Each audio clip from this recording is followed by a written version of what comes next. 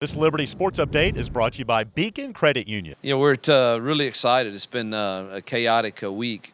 This is my first experience with managing, being on the road recruiting, official visits coming in on the weekend, home visits, and doing a bowl itinerary and planning the bowl practice schedule and trying to just manage all those parts. It's my first experience with it, which I don't like. I don't like doing things that I haven't done before and know what works and what doesn't. So this has been a little, I haven't slept much until last night after all the recruits left and we had our third practice yesterday. I sent everybody home and we got to rest and got up here early this morning and got back on bowl prep for practice 4 today. And feel much better today being at ease. Looking forward to signing day Wednesday. I think our coaches have done a really nice job of finding kids that fit with us and that will meet needs that we have, and hopefully we can get them across the finish line Wednesday at signing day, and at the same time be at a bowl site in Orlando, which hopefully is a little warmer than it's been here, and getting ready to play in our first ever bowl game here at Liberty, which is really exciting to our kids. Their energy's been great. At practice, I expect today to be a challenge, so I've got my antenna up for that, but hopefully they'll respond well. We had a very physical practice yesterday and need to have another really physical one today to get ready for a very, very difficult opponent in Georgia Southern. Chad Lunsford has done a really nice job of building that in a few short years, and offensively they present to you a challenge that you don't face much, and every single play they're making you fit the triple option in your mind anyway, and it's their quarterback works. One is one of the best athletes we've seen all year, and so it's going to be a great challenge to slow them down and stop them. Defensively, they play extremely hard. 92 and 20 are two really, really good players, and as good as we faced. And the rest of their defense is good too and plays extremely hard. They're the one loss to an App State team that's in the top 25. They're really a fluke away from beating Minnesota. They should have won that game up at Minnesota. So facing a great opponent, and I like that really. I wish their offense was a little different.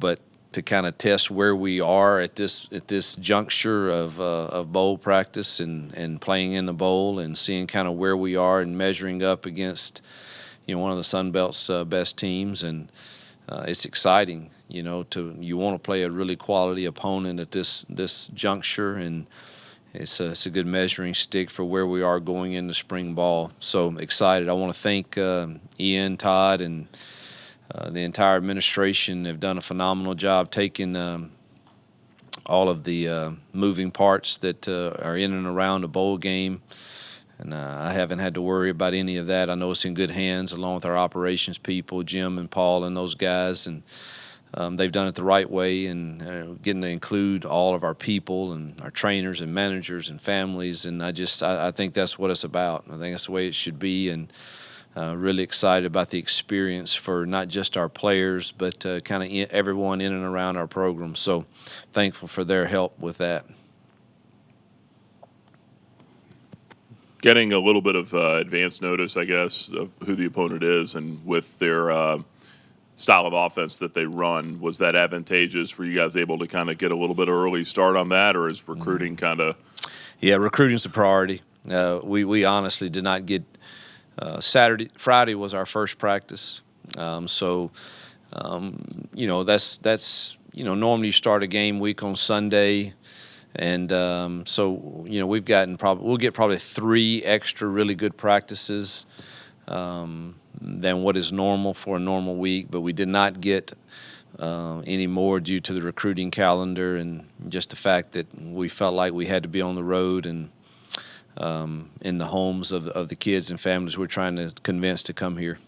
So many times you hear coaches talk about the advantage of going to a bowl game with the additional practices. Do you feel like that has been an advantage at all to you, or as just the timing not really help that? Oh no, it's an advantage. I mean, you're getting extra practices, whether it's 6, whether it's 8, whether it's 10. You're getting extra practices, and within those, you're scheduling out some time, whether it be 2 periods one day or 4 periods one day for next year's squad. So it's not, we'll have 12 plays today where it's no seniors are on the field, and so you're getting those extra reps. It's not a ton, but it's still extra work and extra practices. So it's certainly beneficial. It's quite different. The last 2 that I was able to be a part of, they were New Year's 6 games, and you got a lot of time, and so maybe too much. I kind of learned my first experience in that. I probably tried to do too much. And I think there's a great balance. One of the lessons I was trying to teach our kids and staff this week is, the word holidays comes from an old English word, holy days, and that was set apart for celebration and joy and remembrance. And that's kind of what I want this experience to be about for our kids and our players and our coaches. Yes, we should celebrate. Yes, we should have joy. We also should remember, there's a lot of reasons why we got to this point, and there's a lot of things we have to be thankful for. And so I want all 3 of those things to be a part of this week. And so I don't want it to be a grind at practice without having some celebration and joy, hopefully. So I think that will be a challenge. It's been really good the first 3 days. This day I could tell we got after it yesterday pretty good. We went a lot of good on good, and going to do a little bit more of that today, 16 plays of that. And, I expect them to respond, I really do. So our coaches have to demand that, and I think they will. They'll follow our lead with it.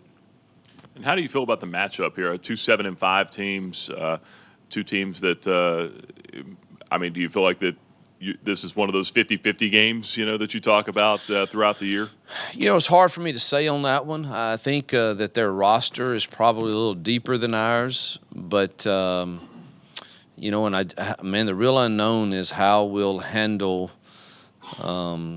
just stopping this offense, and how many possessions does that lean for us to get offensively in this game. So there's kind of hard for me to put a pulse on it. I mean, we had a couple of common opponents, and the scores were similar for whatever that means. That matchups are so big and important. They played Maine, and it was 7-3 at halftime, and then they go on a run in the second half and run away with it. They handled New Mexico State probably a little better than we did. It's hard to say exactly how the matchup is viewed, but we certainly feel like we can go compete in this game.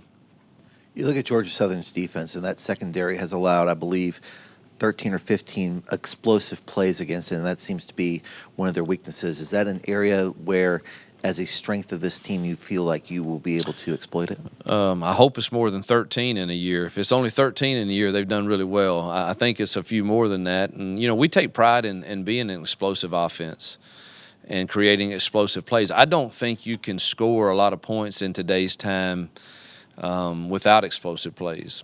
You're going to make offensive kids and offensive play callers like myself are going to make a mistake and have a bad call, a bad read, a bad throw, a drop pass, a missed block. It is really hard to take the ball in the course of a game and go 75 yards over and over again and score points without explosive plays. So, the first things I watch every week, my coaches laugh at me. They say I've never seen a coach do that, but the first cut-up I'm watching is the blitz cut-up, because I want to know how we're going to set the protections. And the second thing I watch probably 3 to 4 times is the explosive reels. And they pull out every explosive play because I want to see, why they're giving up some and how many. And I love turning it on and seeing. I'm always anxious when I hit that mouse or that stop play and it pulls up. I'm really anxious what the number is. And, when you pull it up and you get that 24 at this point of the year, that's concerning. that means they don't give up explosive plays. And then if you get a nice number when it clicks, I get a warm feeling. I kind of think, man, we might have a shot at having some explosive plays. From an injury perspective, how's the team looking into this game? And has Brandon Tillman's arm recovered enough where he might be able to give it a go? We are as good as we've been, other than the ones who've been out for the year, Devontae Lloyd and William Green and some of those guys. But Tillman is cleared to play. He'll have a big cast on his hand, but he is cleared to play. He's been at practice since Friday. He'll go contact today for the first time, so he is cleared to play. Bejour's looked very, very good this week, as has Dabney. So feel very, Stokes has looked good too. Steele is probably 80%, but he's playing and practicing. But feel very good about where we are health-wise. How about Damian King? Is he able to play? Damian King is not able to play in this game, and he's gonna stay and be with his family, and we pull for him in the next phase of his life. For other guys like C.J. Yarborough, who's already played 4 games, are you trying to hold him out this week to keep his red shirt alive? Yes, trying. That would be nice, and just don't want to. Man, he's going to be a really good talent. Just going to try. DeMario's got one more game to play, and so he'll get considerable snaps in this game. He's had a great week of practice thus far, and CJ's ready to go. We would hope that we can get through the game with our other outside guys. Caleb Coleman hasn't been on the field as much as he was early in the year. Is he good? Caleb Coleman? Is he? Yeah, no, he had shoulder surgery. It was not because he was our best special teams player, and but he had shoulder surgery again, so he's out. Coach Yarborough is obviously recognizing and raising awareness for breast cancer. Do you have any connections or family members who have been diagnosed or survived breast cancer? Yeah, actually, my wife's mother went through breast cancer and is doing well. My mom's best friend, we lost her during the season to breast cancer, and so that affected my mother. I mean, they were childhood friends and as close as 2 friends I've ever seen. So I saw how that affected that family and her husband and her family and my mom in particular. And then we had several on our staff. We talked about this in staff meeting yesterday, and Ben Agamoa lost his mom to that also. So we had several in our staff meeting that have gone through it. So it's obviously cancer in general is one of the things this world could do without, and unfortunately it affects more people than we'd like to even talk about. And so to be a part of a bowl that is bringing awareness to that, and in particular breast cancer is something that we are honored to be a part of, and hope that in some way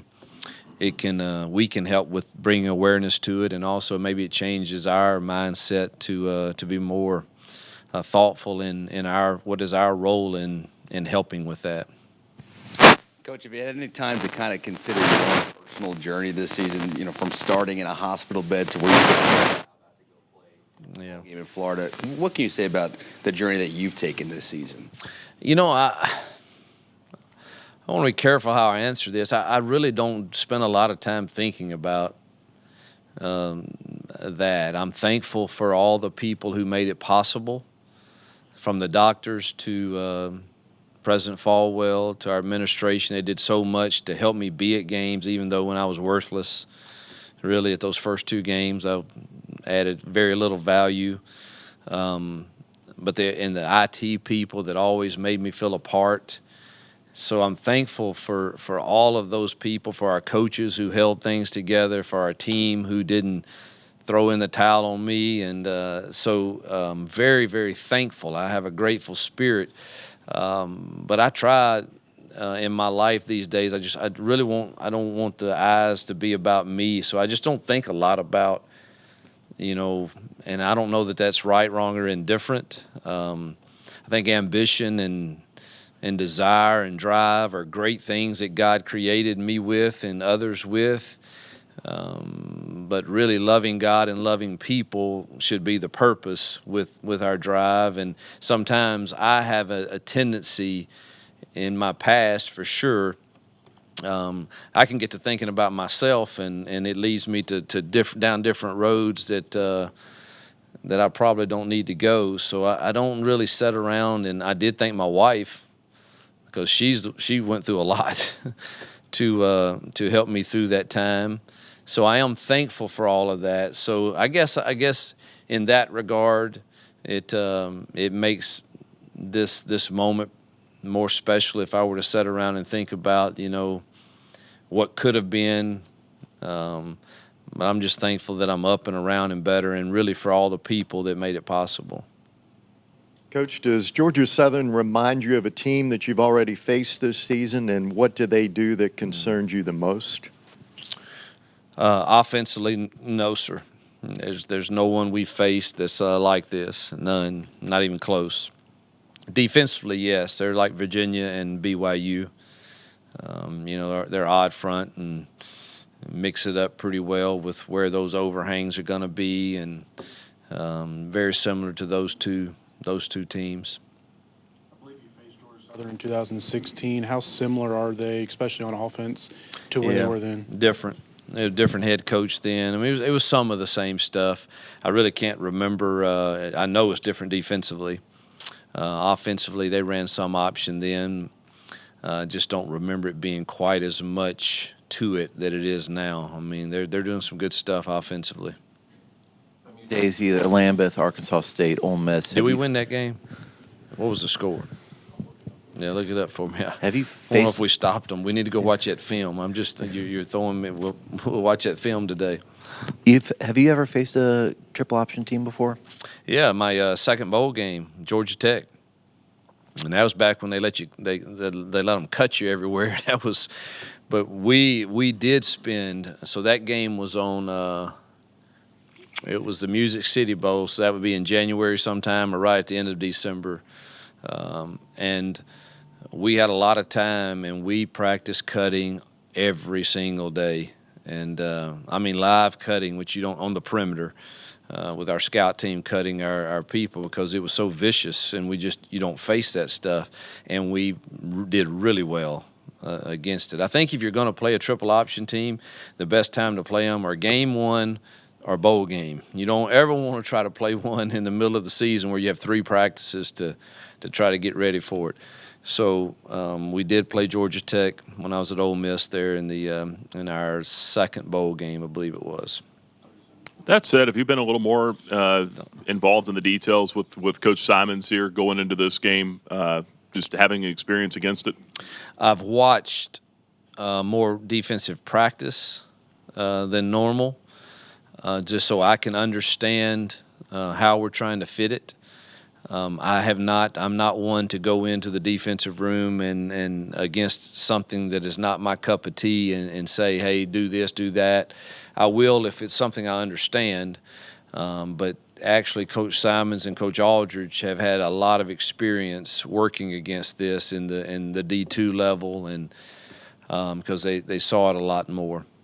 So I did not. Coach Simons was on the staff at Memphis and had a large part in them defending Navy.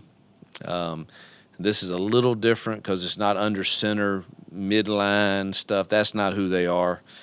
So it's a little different, but the principles are still the same. You got to stop the inside run. You got to stop the quarterback. You got to stop the pitch. So I'm not one to say I have a lot of advice to add. I just have watched a lot of their team stuff so that I can kind of understand what our plan is, and so I can know what's going wrong or right with it at the time.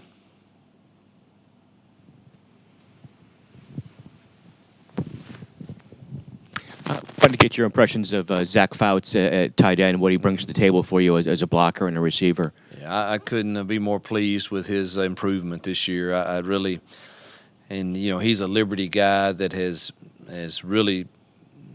I often say to our players, we should not offer up unto this place, Liberty, in our faith with God or to our family, something that cost us nothing. And I assure you, his time here has cost him a lot of pain, a lot of time in the treatment room. I mean, I don't know how many surgeries he's had, and he just continues to fight through. He actually has been hampered a little bit, now that you mention his name, in the prep with his back is flaring up again, but think he'll be able to go. But, man, he's a team guy. He is liberty first, teammates first.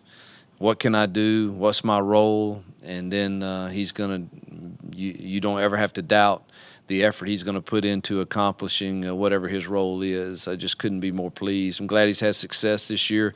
Glad he's made it through the year with all the, he's going to have a hard time. He has very little cartilage left in one knee, and so I mean he's paid a price to help take this team to a bowl game, this program to a bowl game. Coach, what family do you have traveling to the bowl? What family? Me personally? Obviously, my wife and 3 daughters. I think they're boyfriends, unfortunately. No, I like them both. I like both of them.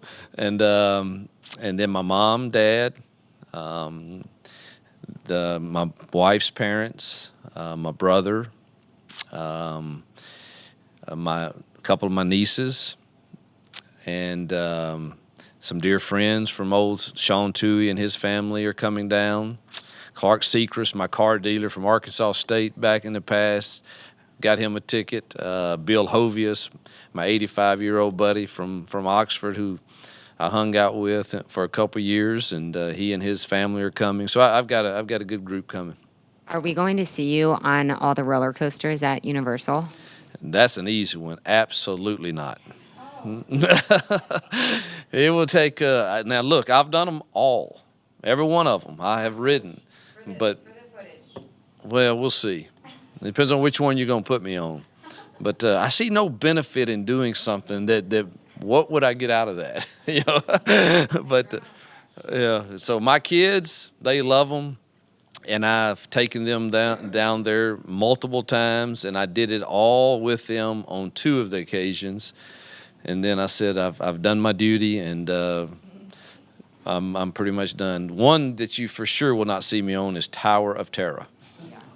I'm not into heights and dropping me and all of that. Roller coasters I could do and be fine, but really it would take some persuading for me to even do those this go-round. Challenge accepted. Coach, first chance we've had to talk to you since you've got a new contract as well. President Falwell announced that. I mean, what does that mean to you to get that vote of confidence year after year one? Well, it means now that does mean a lot. Should have addressed that earlier. I can't remember when our last meetings were, but I'd made up my mind, and talking with people close to me that deal with that, I just made up my mind that as different in years past, that in no way, shape, form would I approach anyone about that, because I feel like at this juncture of my career, I have to earn, not that I deserve anything, but earn people's trust, earn people's, their view that it's right for them. And I truthfully am okay with people saying, you know what, I'm okay in recruiting with, I've had to tell a few families, I just don't think it's the right fit. And I understand that people may say to me, it's just not the right fit. So I just made up my mind that I wouldn't go down that road. And I think it was, it was really quick after the, I don't even know if it may have been before the last game. I can't remember, but it was during our open week, I believe. And Ian just asked, could he come see me? And, I was just really overwhelmed that of their goodness to me, our staff, their belief in us, President Falwell's belief that we're on the right track. This place can be special. It is special, but the football piece can be special, and it is in a lot of ways now. I don't even think we've scratched the surface of it, really. I don't know how long it will take, but I'm really, really grateful that they felt like it was in the right hands at this juncture. And it means a lot for the staff and their families also. They not only, did me more than fair, but have also made it possible for me to make things better for our staff in many ways. And it's just, I'm very grateful and thankful that you have an administration that believes in you, trusts in you, and and believes you're the right person to lead the charge of what this place can be. With signing day coming up on Wednesday, can you take us through what your day will be like that day, having to juggle that and practice for a bowl game? Yeah, we went through that schedule this morning. It'll be a 5:30 staff meeting that morning, and at the hotel, and we expect hopefully no surprises, no last minute. Let's all get on the phone with aunts and uncles and grandmas, and who can we find that can talk some sense into the young man to stay with the plan. It's a lot less of that here than it was at my last stop. I know that. It seems like it, and I hope it'll be that way Wednesday. But we'll get up early, have some coffee and devotional together, and hopefully start getting some of those things in 6, 7 o'clock that morning. I'd love to get all of them in before we head out to practice. That would take a lot off my mind. And I think we leave for practice that day around, well, I can't remember. They all the days kind of run together, but we'd like to get all of those in that morning. We're looking at signing hopefully 19 to 21-ish on Wednesday. That's our goal. I've always said I'd like to save 3 spots to see what February brings or the transfer portal brings, and if it's 3 or 4 or 5, I'm okay with that. But can't tell you, I can't lie, I would be a bit disappointed if Wednesday doesn't bring us at least 18 to 20-ish. I hope to knock that many out in this early signing period.